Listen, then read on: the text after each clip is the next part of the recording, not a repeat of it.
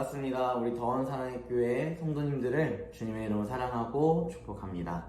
이 시간도 주님의 은혜 가운데 생명의 삶 함께 나누며 나아가기 원하는데요. 오늘 말씀은 욥기 29장 18절부터 25절까지의 말씀 함께 보도록 하겠습니다. 욥기 29장 18절부터 25절까지의 말씀 함께 볼 때 잠시 말씀을 요약해 드리도록 하겠습니다. 욥은 고난받기 전에 자신의 보금자리에서 숨을 거둘 것이다 이야기했습니다.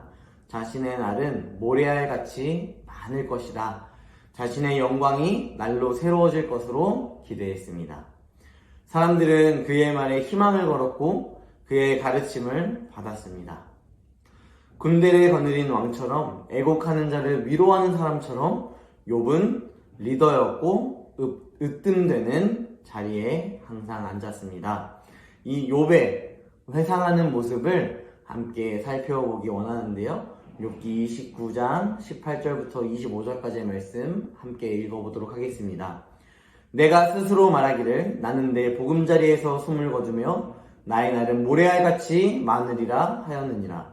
내 뿌리는 물로 뻗어나가고 이슬이 내 가지에서 밤을 지내고 갈 것이며 내 영광은 내게 새로워지고 내 손에서 내 화살이 끊이지 않았도다. 무리는 내 말을 듣고 희망을 걸었으며 내가 가르칠 때에 잠잠하였노라. 내가 말한 후에는 그들이 말을 거듭하지 못하였나니 나의 말이 그들에게 스며들었음이라. 그들은 비를 기다리듯 나를 기다렸으며 봄비를 맞이하듯 입을 벌렸느니라. 그들이 의지 없을 때에 내가 미소하면 그들이 나의 얼굴빛을 무색하게 아니하였느니라. 내가 그들의 길을 택하여 주고 으뜸되는 자리에 앉았나니 왕이 군대 중에 있는 것과도 같았고 애곡하는 자를 위로하는 사람과도 같았느니라. 아멘. 욥은 지금 이야기합니다. 욥은 하나님과 동행함으로 하나님의 말씀에 따라 가난하고 약한 자들을 도왔습니다.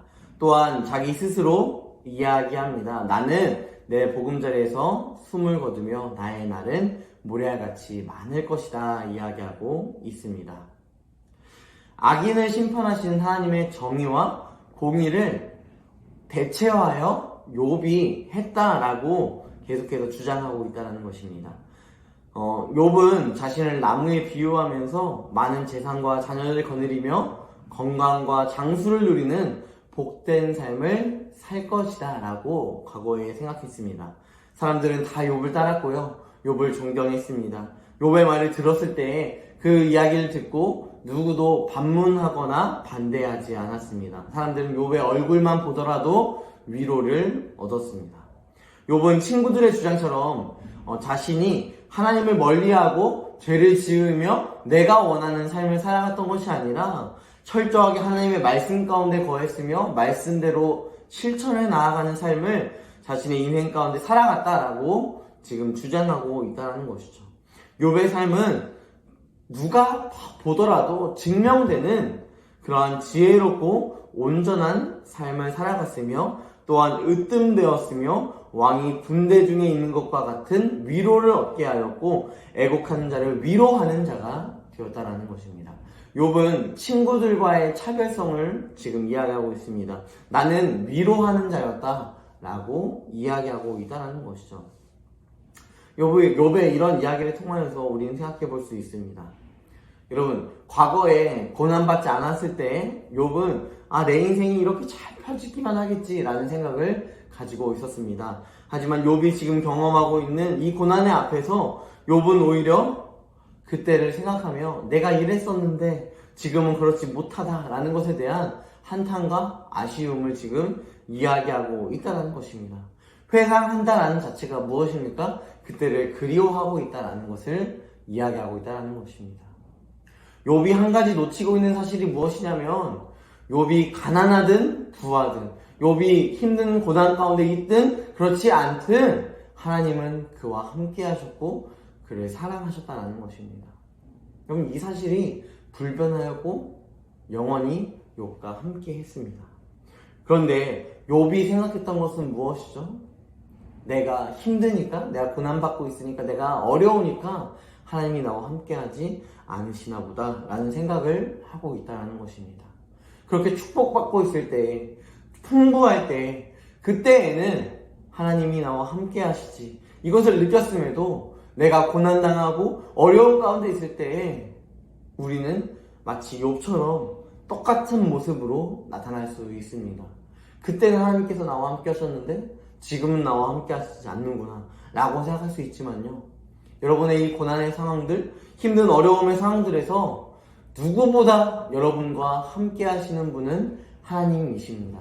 하나님이 여러분을 위로하시고 절대적인 위로자, 이사야서 말씀을 통하여서 말씀하셨던 주님이 우리에게 말씀하시는 것은 내가 참된 위로자이며 원더풀 카운셀러로 너희 가운데 인간적인 위로자가 되는 것이 아니라 고난이 있고 어려움이 있고 또 기쁘고 행복한 일이 있고 잘 풀리는 날이 있고 잘 풀리지 않는 날이 있다 할지라도 그 모든 날, 모든 순간순간 가운데 주님이 함께 하시는 그 역사하심을 경험해라 라고 주님께서 말씀하신다라는 것이죠.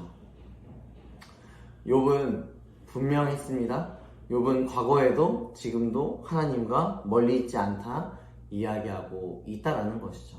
또한 자신이 지금 고난을 경험하고 있는 것이 내가 죄를 지었기 때문이 아니다라는 사실을 이야기하고 있습니다. 하지만 그것으로 멈춰서는 안 된다는 것이죠.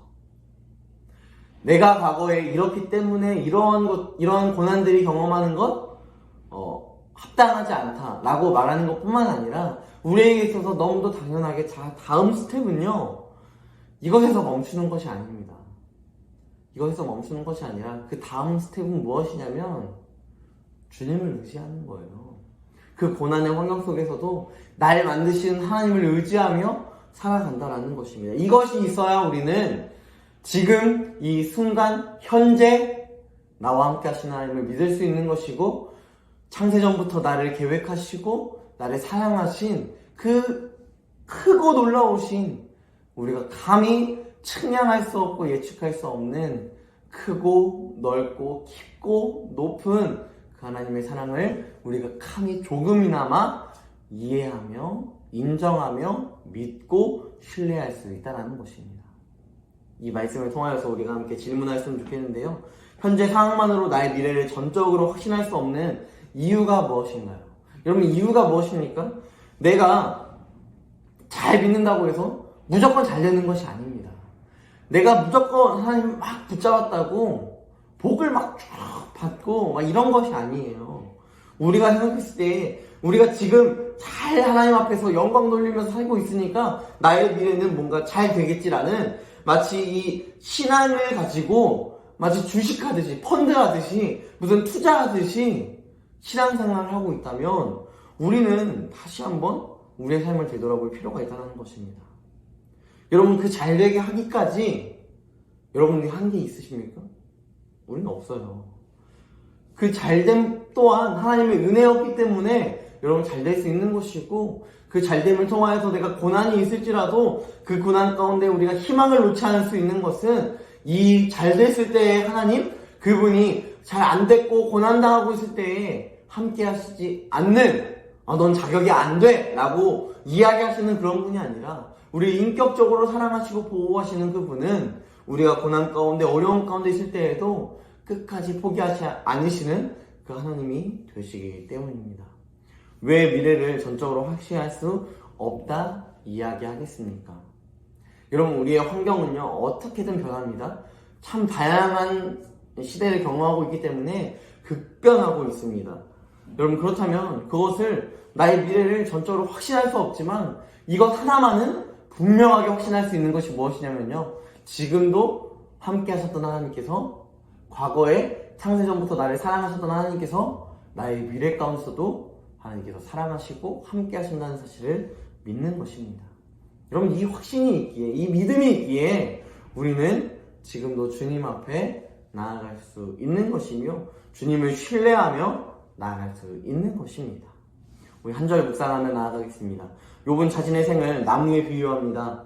그의 뿌리는 물로 힘있게 뻗어나가며 검기에도 이슬이 풍성히 맺혀 번성하는 인생이 되리라 미래를 생각했습니다. 이런 기대는 그가 하나님 앞에 정직하고 의롭게 살면서 풍성한 은혜를 경험했기 때문입니다. 그러나 그는 지금 극심한 고난 가운데 있습니다. 그러면서 좌절하지 않고 은혜의 때가 다시 오길 갈망하고 있습니다. 환경이 어려워도 낭망하지 않고 하나님을 의지하는 한 우리의 생은 소망이 있다라는 것입니다. 그 가장 큰 소망이 무엇입니까? 부활의 소망입니다. 이 소망을 우리가 쟁취하고 있기에 우리에게는 환경의 변화가 크게 우리 가운데 슬픔을 주고 기쁨을 주는 그런 상황이 되지 않을 것입니다. 이 말씀을 놓고 함께 기도하면 알았으면 좋겠습니다. 함께 기도하겠습니다. 전능하신 하나님, 은혜와 사랑에 감사합니다. 하나님, 욥의 이 삶을 바라보면서 그의 과거가 굉장히 화려했고 또한 존경만을 만한 그러한 존재였음에도 불구하고 그의 인생 가운데 고난이 찾아왔고 어려움이 찾아왔을 때에는 누구도 그에게 위로를 얻지 못하고 오히려 위로를 받아야 하는 존재가 되었습니다.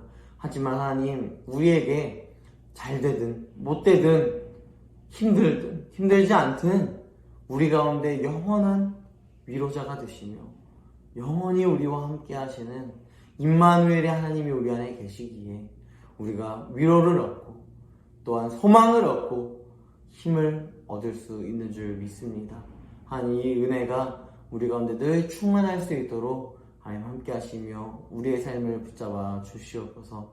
하나님, 다만 우리가 간구하고 기도할 것은 주님, 우리의 연약함을 주님께서 아시오니 우리를 긍휼히 여기시되 끝까지 사랑하시는 그 긍휼의 은혜로 우리를 베풀어 주시고, 우리가 혹여나 지금 욥의 상황처럼 과거에는 잘 됐지만 지금 어려운 상황 가운데 과거를 회상하고 있다면 다시금 현재를 바라보며 또한 미래를 바라보며 나의 참된 소망이신 하나님만에 의뢰하며 의지할 수 있도록 하나님 함께하여 주시옵소서. 내 상황이 힘들어서 고개를 못 드는 것이 아니라 오히려 나의 참된 소망이신 예수 그리스도를 기억하며 고개를 빳빳이 들고 하나님 앞에 당당한 모습으로 이 시대를 살아낼 수 있는 또한 주의 제자 될 수 있도록 함께 하시며 인도하여 주시옵소서. 주님께서 함께 하시며 믿사오며 거룩하신 예수님의 이름으로 기도드립니다. 아멘.